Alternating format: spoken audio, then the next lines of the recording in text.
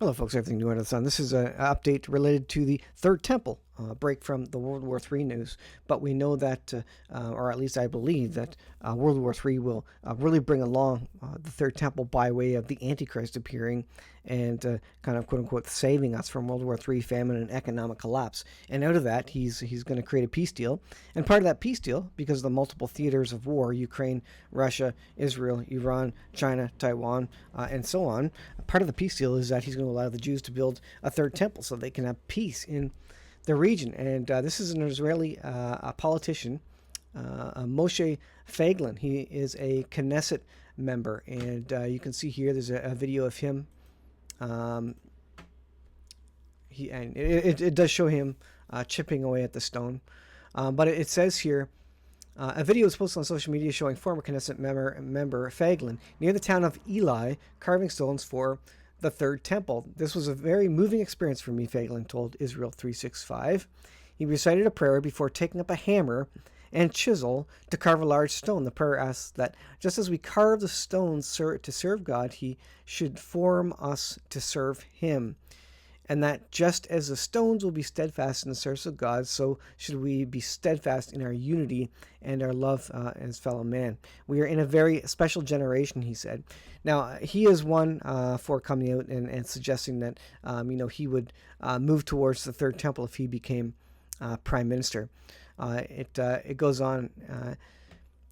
It says, Feiglin is a man of unwavering ideals. In 2009, he told JPost that if he was elected prime minister, he would build the destroyed temple in Jerusalem.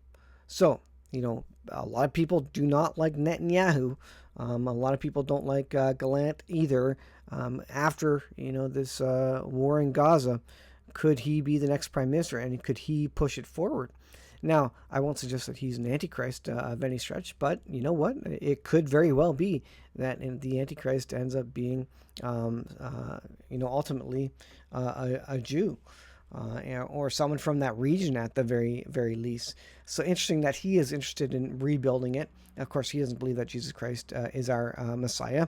The Jews, of course, believe or don't believe that Jesus Christ is the Messiah, and they will recognize Jesus Christ ultimately, but they're going to go through the 7-year period and significant persecution and tribulation until they do realize that. Feiglin, his name means bird, so take that for what it's worth. I was looking at the meaning of the name there. I don't know how that relates, but interesting. There's always information in the names of these people, and if he's going to be an important person, there could be some significance to that. But the Temple Institute also has a new video up on their website. This is templeinstitute.org, and they've got the Levitical choir singing. So they've got, I'll mute this here, but they've got all the Levites, all the priests ready to go for the third temple.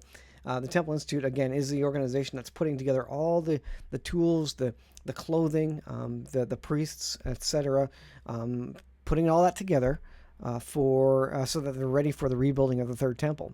So we have the cornerstone, we have the Temple Institute putting all the pieces otherwise together. There's even blueprints, there's a red heifer, all these things showing that the time is short, things are being prepared, things are ready to go. Indeed, Temple Institute's ready to go, and they don't even need a rebuilt third temple. They could set up a tent, and that would be enough, and they could get going with that. So time is short, and I think the Antichrist will come into power once we're all, all on our knees and begging for a world leader to save us from World War III, nuclear weapons, absolute economic collapse, Depression 2.0, and great famine across land. And if you read Revelation chapter 6, referring to the four horsemen of the apocalypse, that's exactly what those four horsemen describe: a time of great suffering and death and world war and economic trouble. I think out of which, again, a world leader is allowed to rise up, and many will proclaim him to be the Messiah because he saves the world from all those things.